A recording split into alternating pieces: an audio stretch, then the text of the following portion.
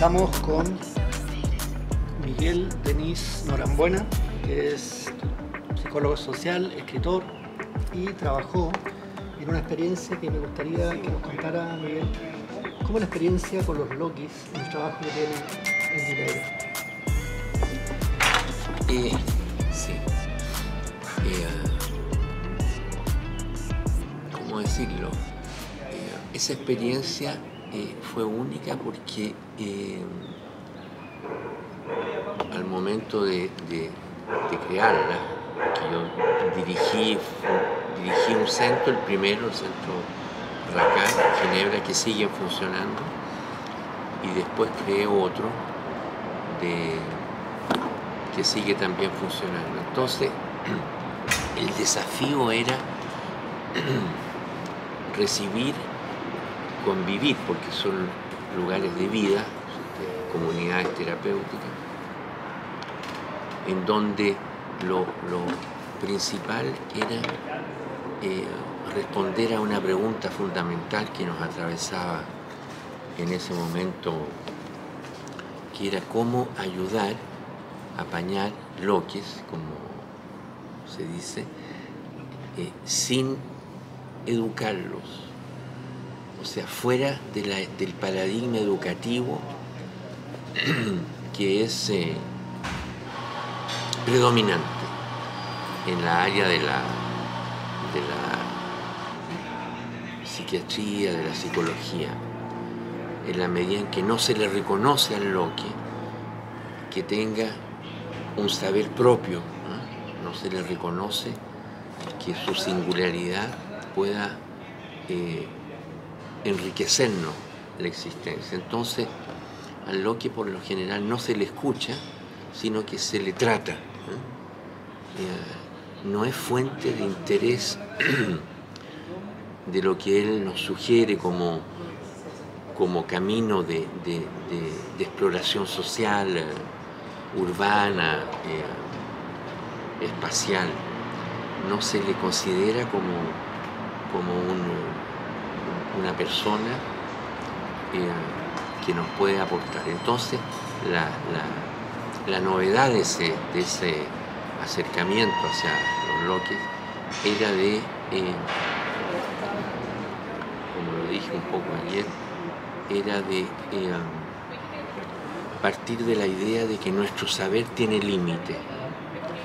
Nuestro saber, a partir de un determinado umbral, somos fuente de ignorancia. Por lo tanto, tenemos que crear las condiciones para que la persona que está en situación de apañe o en situación de ayuda psíquica o emocional pueda advenir a ese espacio relacional, ¿no? Entonces eso implica que tenemos necesariamente a un momento determinado que callarnos, ¿no? Y entrar en ese proceso que es muy difícil, de una escucha, podría decirse, suspendidos de toda contingencia, ¿no? Dejar de lo que la otra persona nos va a comentar, evocar, sugerir, pueda advenir a la relación. Y es entonces en ese entre yo y él que se va a producir la relación, que se va a crear la relación. Antes lo único que hay es, si no hay ese límite, ese umbral de mi saber hacia el otro, estoy usurpando su existencia, estoy cayendo en el extractivismo del que se habla corrientemente. razón por la cual la novedad de ese centro atraviesa todos los quehaceres en torno a ese cuestionamiento. Y ese otro puede ser un loque, puede ser cualquier otro, cualquier ser humano. El vínculo que se pretende es ese, que el vínculo con los otros o los otros sea un vínculo desde la ignorancia y desde la capacidad de escuchar al otro. Sí, ese paradigma evidentemente de que es una respuesta a la prepotencia, a la arrogancia de los saberes comunes, ¿no? En donde se parte siempre de la base, uno esté con niños, con adultos, con poco importa quién sea, uno parte de la base de que es el profesional el que sabe y el usuario de esa proposición profesional no sabe. Entonces está esa disimetría, ¿ya?, del poder, en el cual nuestras sociedades funcionan así, ¿no? Y es gracias a esa disimetría que se construye el poder, razón por la cual en estas experiencias menores, minoritarias por decirlo así, el eje de la acción está atravesado por esa interrogación. ¿De qué manera sustraerme de la tentación del poder, de usufructuar del poder para acapararme en el fondo del saber del otro, anulando su potencial creativo?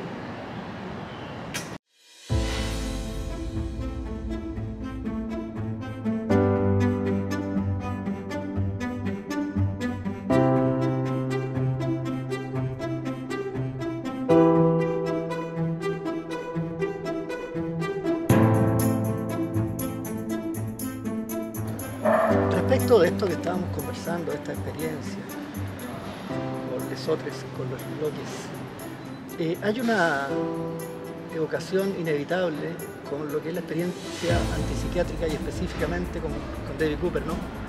Su trabajo respecto a la esquizofrenia especialmente fue muy innovador, ¿no? Trabajando con metodología no ortodoxa, ¿no? Y bueno, la experiencia de Ronald Line, etc. ¿Cómo estuvo ahí el vínculo que tuvo con el maestro Cooper? Bueno, gracias a David Cooper yo conocí a Félix Guattari. Cuando llegué a Europa yo andaba muy mal, venía cargado de muertos, de desaparecidos, como muchos de nosotros. Entonces andaba muy mal y fui a París y supe de que él vivía en París. Entonces fue a verlo, una personalidad excepcional porque era muy acogedora y su relación fue inmediata de invitarme a sus encuentros, ¿no?, con otras personas. Y lo que él siempre comentaba era de que había tenido una muy mala idea de haber nombrado esa volada que hicieron la antipsiquiatría, porque habían en realidad más detractores que personas que de verdad tenían interés en inventar otra relación con los pacientes loques. Desde la psiquiatría misma, Desde como la Line, psiquiatría, por ejemplo, que claro, pensaba así. Claro. Claro. Entonces él estaba siempre muy enojado cuando lo nombraban como antipsiquiatra. Mismo sí, creo que era el único que pudo hacer de la antipsiquiatría, que es esa muchas veces la dificultad de muchos conceptos, nociones que implican el cuerpo de uno mismo, ¿no?, su propia sensibilidad, porque lo que después se hizo con el nombre de antipsiquiatría fueron más bien negocios, digamos, usando de esa expresión para vivir de una relación que en el fondo no era otra cosa que reproducir los paradigmas de exclusión. Entonces, todo esto para decirte que yo le estoy evidentemente muy agradecido, porque fue gracias a él que en una reunión que teníamos, Félix lo llama por teléfono y le dice si puede venir al meeting donde él estaba para recibir refugiados italianos que llegaban de una represión que había habido muy fuerte en Italia, si no me recuerdo, si bien me recuerdo era en el 77 o 80, por ahí. Hubo una represión muy fuerte y yo fui entonces, lo acompañé a ese evento y ahí conocí a Félix, y que nuestra relación duró 7 años hasta que muere, falleció. Ya estaba Cooper en Francia ahí con Guattari, entiendo que con Marcuse también. Eran amigos, sí, eran muy amigos, mismo si Félix no compartía la idea de Basaglia y todo ello, de liquidar el asilo en tanto estructuras hilarias, en la medida en que para ellos, a diferencia de David, que él decía de que el asilo lo único que hacía era reproducir y construir el loco, como una estigmatización de todo un proceso de alta sensibilidad. Eso era David Cooper, y Félix decía de que gracias a la psicoterapia institucional que hicieron con Jean Houry, que era un personaje muy potente, lograron crear un espacio institucional en donde la premisa primera era: toda institución está enferma, y está enferma en la medida en que toda institución está constituida de personas, ¿ya? Los profesionales son personas que acarrean toda su vida, los demonios como los ángeles, a la institución. Entonces, de lo que se trata es de curar la institución, que si uno no se ocupa de curar la institución, no puede apañar los enfermos. Y esa noción de que toda institución está enferma vale para todo tipo de lugar de trabajo, ¿no? En la medida en que vamos al lugar de trabajo, acarreamos, ¿no?, lo mejor y lo peor que tenemos.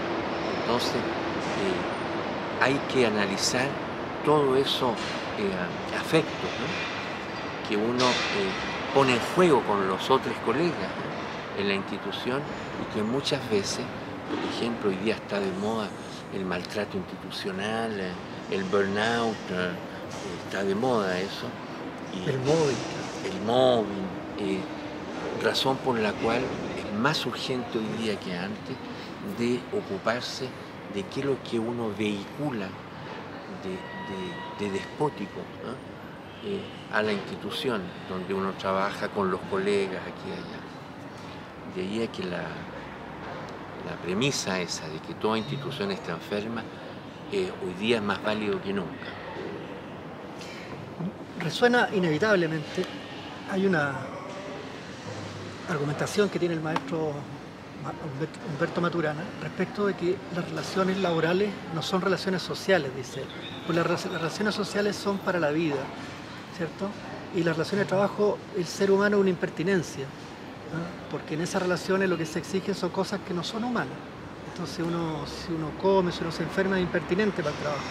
Inevitablemente resuena con esto de qué pasa con las instituciones, los lugares de trabajo, el tipo de relaciones que vamos creando, si son para la vida. ¿Qué le parece a usted esa reflexión? Sí, me parece interesante, pero yo me quedo más bien con la idea que la institución es una síntesis de todo lo que traemos, ¿no?, tanto lo bueno como lo malo, y que la institución es una síntesis que se acopla a un programa, ¿no?, se acopla a un programa, pero nada desdibuja todo lo que traemos, a mi juicio. en la institución, sea un colectivo, sea el hospital, sea lo que sea, ¿no? A partir del momento que hay un colectivo de personas, ¿ya?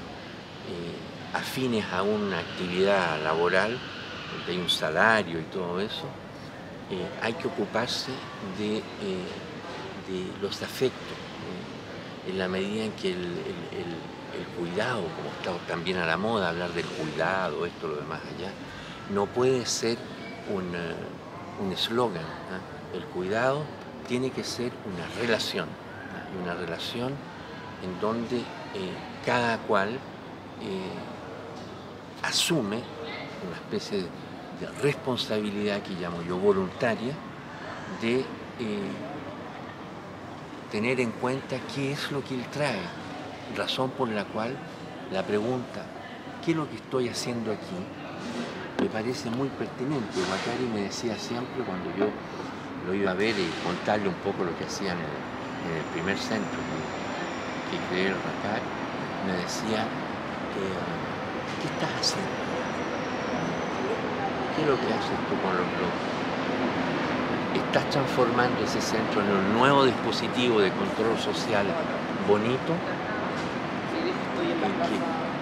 simpático, cool, o estás de verdad creando un espacio con altos coeficientes de libertad en donde el autoritarismo propio de cada profesional pasa por el tamiz del análisis institucional?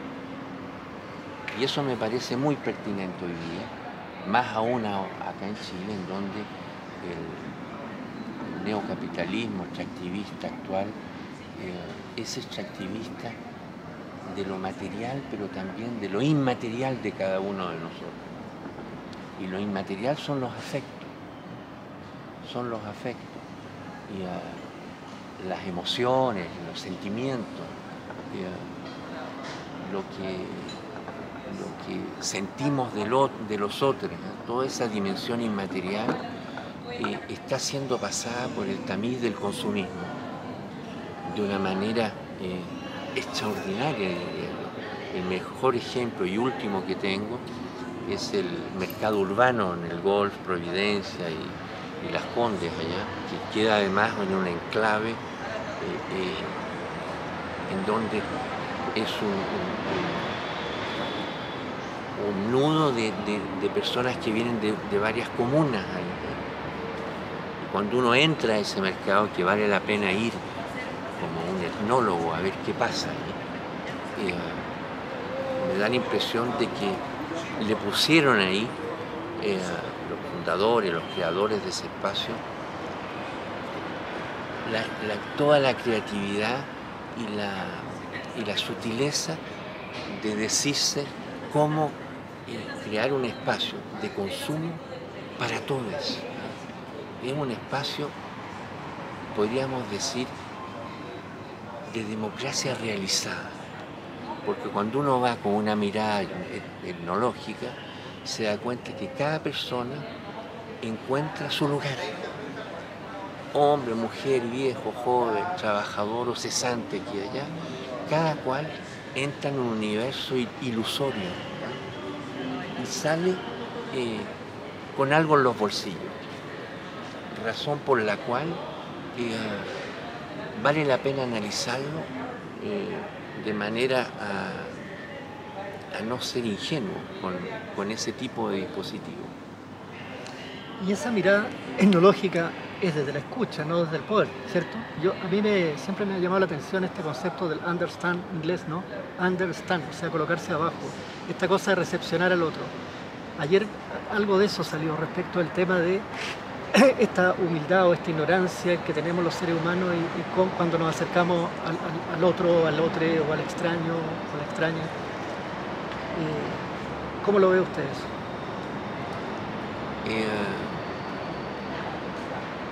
Hay una ignorancia, yo la diría, que forma parte del dispositivo de control social. Vale decir, cómo hacer para que la gente no se interese, ¿no? por ejemplo, por los que viven situaciones de invalidez, por los loques, por los niños, de una manera menos autoritaria. Entonces hay como en nuestra sociedad están hechas de una ignorancia que está hecha para que el sistema tenga libre pasada. Por ejemplo, lo que pasa hoy día, que tiene repercusión mundial, la agresión de Rusia, gracias a Putin, de Ucrania, que están bombardeando ciudades enteras, matando niños, esto. Bueno, eso tiene repercusión mundial y acá en Chile de a poco vamos a sentir esa repercusión. Lo que pasa en Gaza, igual. Pero sin embargo, la normopatía hace de que creamos que no nos concierne eso, ¿no? La misma cosa con la transhumanidad, si se pone así, de la inmigración con Venezuela, hoy día de venezolanos, gracias a la política represiva de Maduro. ¿Qué respuesta dar a eso? Entonces, es como si esas personas están, pero no nos conciernen, ¿eh? Y que los gobiernos ven que llegan y no incluyen en la respuesta a las comunidades en general, ¿eh? Entonces, me da la impresión de que ese manejo de la información para que ignoremos todas esas dificultades, los problemas ecológicos, está de más decirlo, ¿no? Son vectores de control social. Esa ignorancia, a mi juicio, son vectores de control social para que la gente siga ocupada de consumir en su pequeño jardín, digamos, no se ocupe del más allá. Otra cosa es cuando asumimos la responsabilidad voluntaria de asumir de que lo que sabemos no es todo, ¿no? Que nuestro saber, de una manera inmanente, tiene límites y que esos límites son circunstanciales a lo que se está trabajando, a lo que se está haciendo, a lo que se está viviendo. Entonces, esa es la otra cara de la ignorancia, ¿no? Es decirse, en términos de voluntariamente responsable, hasta aquí llega mi saber. Y de ahí para allá llega el saber del otro, y que para poder tener una relación adyacente a la normopatía o a la necropolítica, como diría Quintard, la filósofa argentina, que me parece muy importante. Necesariamente necesitamos de aceptar la diferencia, aceptar esa diferencia, y que el otro tiene su propia riqueza, tiene su propia estrategia de sobrevida, y que no hay que aplastarla con mi propio saber. Está la noción también muy importante de Donna Haraway, que es del Chuluceno, es decir, de que el presente, que necesitamos de habitarlo, que no sea un presente vacío, es una constelación de arcoíris, ¿no? El presente, si está habitado, contiene todas las temporalidades, ¿no? y que esas temporalidades, al mismo tiempo que son chulucénicas, son cheje, ¿no? Para evocar a la filósofa boliviana,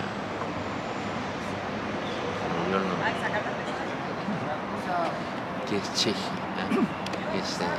Qué pena, se me olvidó su nombre. Lo vamos a recordar. Sí, lo pondrá. Que inventó esa noción que significa lo manchado, ¿no? Que nada, la noción de cheje tiene una vitalidad increíble en la medida en que nos salimos de la dialéctica, vale decir que los opuestos no se resuelven, ¿no?, en una síntesis. No hay los opuestos o entidades distintas. La cosa es cómo cohabitar con entidades distintas y no que se disuelvan, ¿no?, que caigan en una perspectiva inclusiva. No, ahí es como aceptar una conjunción disyuntiva, creo que se podría decir así, como dos entidades distintas cohabitan en una misma relación, ¿no?, que sería aparalela, ¿no?, el aparalela. Dos entidades distintas que cohabitan, ¿no?, que pueden cohabitar, pueden crear mundos, ¿no? La tengo aquí, ¿no? Ya aparece. Ya. Quería consultar. Cusicanti, en fin, Bolivia. Quería consultarle, preguntarle cómo fue su experiencia con las comunidades mapuche, el vínculo que se estableció ahí, particularmente porque ayer nos acordábamos de esta situación que tenemos encima de Julia Chuñil, ¿no?, que lleva más de 70, más de 80 días desaparecida. ¿Cómo es él? Cuando yo hablo de hacerle el quite a la infamia, es justamente de aceptar que estamos viviendo en una, como diría Quintal, en una necropolítica disfrazada, ¿no?, en la medida en que la necropolítica implica de que el poder no soporta las oposiciones, o mata físicamente o mata el pensamiento, ¿no?, asesina el pensamiento. Y nuestras sociedades están en una actitud pendular frente a la oposición o frente a la divergencia o frente a la divergencia. Y el caso de Julia Chuñi es un ejemplo que debería interesar más allá de los militantes a que se ocupan de esa causa. Yo antes del golpe vivía en Temuco. Estábamos con otros compañeros, apoyábamos las luchas mapuches por la recuperación de tierra, que en esa época se llamaban las corridas de cerco. Entonces yo tuve la gran oportunidad de ser acogido por una vez en tanto Huinca, chileno, de ser acogida en dos comunidades. Y lo que yo aprendí cuando podía dormir ahí en la comunidad era ver en la mañana cómo el abuelo se levantaba muy temprano a buscar leña para hacer el fuego, para calentar el agua, para el té. A las 6 de la mañana se levantaba. Y yo quería ayudarlo.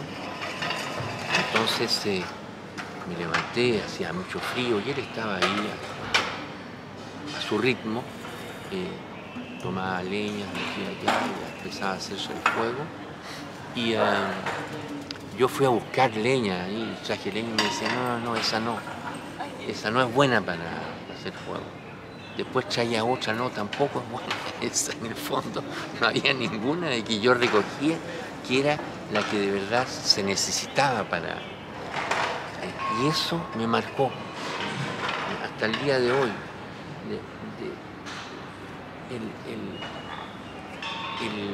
El cuidado, ¿no?, que esas comunidades tienen para sobrevivir, ¿no?, que no es llegar y tirarse y decirse, sí, yo estoy acá y hago el fuego como los mapuches viven aquí y allá. No. Y después estaba la orientación del viento, para que sople el mismo viento, se ocupe de atizar el fuego. Entonces, y lo otro era cómo aprender a transitar en la duración, ¿no?, y no en el apresuramiento. Como yo lo veía funcionar a él, con una minuciosidad increíble, pero lento. O sea, aprendí cómo la lentitud nos permite de tener otra relación con nuestro cuerpo y con los cuerpos que nos rodean. Entonces esa fue para mí una vivencia fundadora que más tarde siempre la utilizo.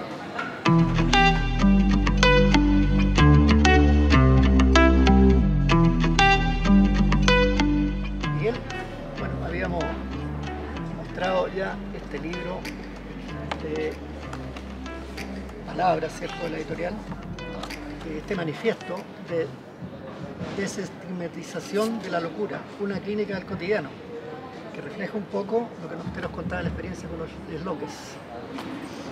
Y ahora quería consultarle por este otro texto, Caminar la Trizadura, que hizo en colaboración con Catalín Ruiz, ¿no? ¿Cómo fue la experiencia de este trabajo? Ayer tuvimos la fortuna de estar en la presentación. Sí, Catalín, que es filósofa y docente en una universidad acá en Santiago, tiene la gran potencia, diría yo, de haber logrado encaminar su creatividad hacia lo que ella llamó caminar la trizadura. Que la trizadura podríamos decir, yo podría decir, ella lo dirá a su manera, tanto que ella fue la que fundó ese concepto, diría yo, caminar la trizadura, vendría siendo, nos encontramos justamente en que ella logró, a través de esa noción, caminar la trizadura, recoger la idea de que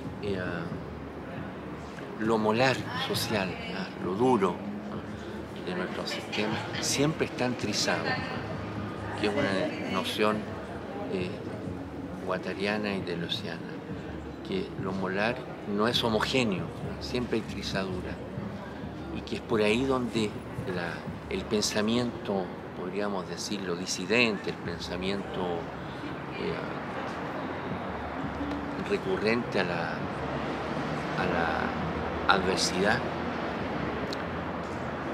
puede pasar y fundar nuevas experiencias de saberes creativas u otras, razón por la cual Catalín logró con mucho éxito, diría yo, de encaminar cartografías adversas al camino normopático ordinario que podemos usar.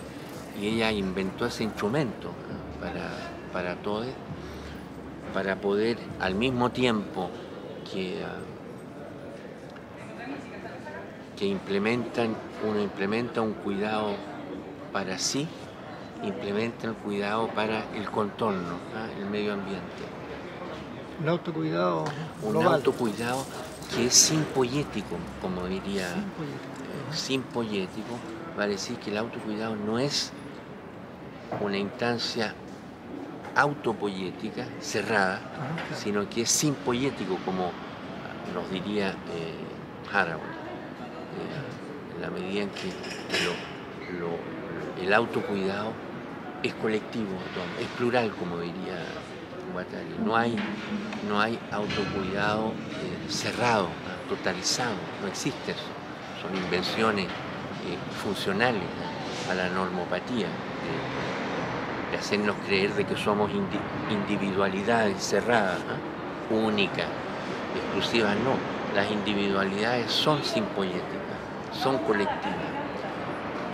Estamos siempre aquí mismo en este espacio, no por nada nos cambiamos de espacio, es porque estamos en una estrecha interferencia con el espacio, ¿no?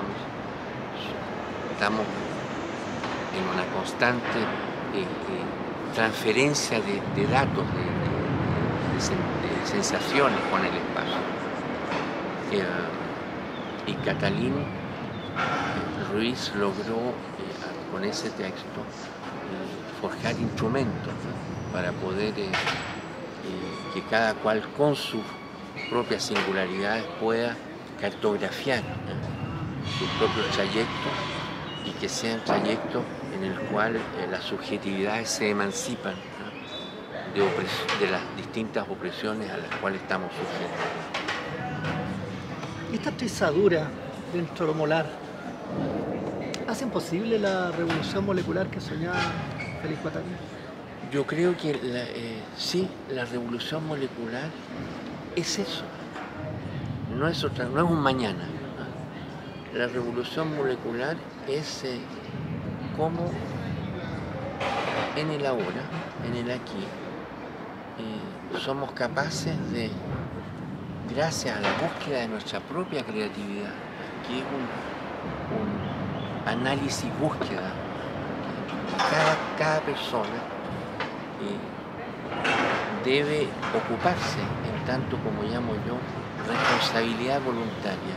Son nuestras nuevas responsabilidades voluntarias. Es el análisis de qué estoy haciendo, qué estoy haciendo acá.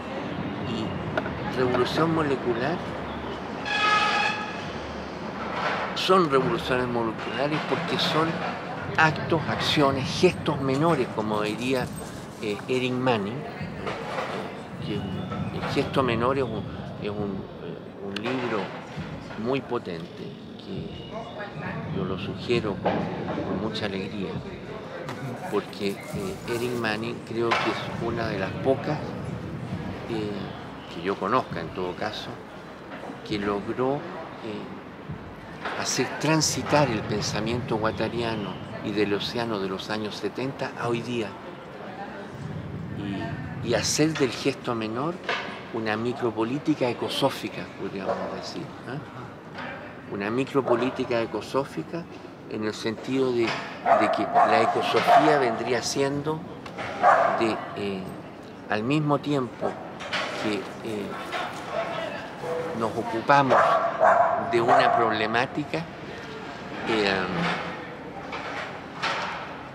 la problemática que nos ocupamos siempre será al mismo tiempo una problemática psíquica, emocional o sentimental, al mismo tiempo estará inserta, situada en un contorno bien preciso, y al mismo tiempo estará regida por discursos políticos o por quehaceres políticos. Vale decir que los individuos que nos ocupamos están siempre en esa triada de interacciones. No hay individuos aislados que pensemos a partir de la nada, estamos siempre situados. Y la última dimensión es la representación, que tenemos que tener cuidado con lo que nos representamos, en la medida en que lo que nos representamos sin distanciamiento es lo que ya sabemos. Y en este fluir biosófico, Miguel, ¿qué se viene en términos de creación? Porque acaban de trabajar esto, que es material más que suficiente, pero ¿en qué está en este momento? ¿Tiene pensado algún proyecto, quizás con palabra editorial, quizás otra cosa? Sí, por supuesto, con palabra editorial tenemos un texto en camino que seguramente podrá dar luz a fines de este año. Y con Catalín seguimos en un permanente conversatorio, ¿no?, que es la fórmula que usamos. Seguimos, el caminar la trizadura, o este libro es un gesto menor, diría yo. Sí, gesto menor porque nos permite de procesar otros materiales. Cuando el pensamiento pasa al libro, el pensamiento, que es una procesualización de materiales emocionales, afectivos, invisibles, acá entonces gesto menor es cuando lo invisible transita hacia lo visible, lo concreto. Eso sería.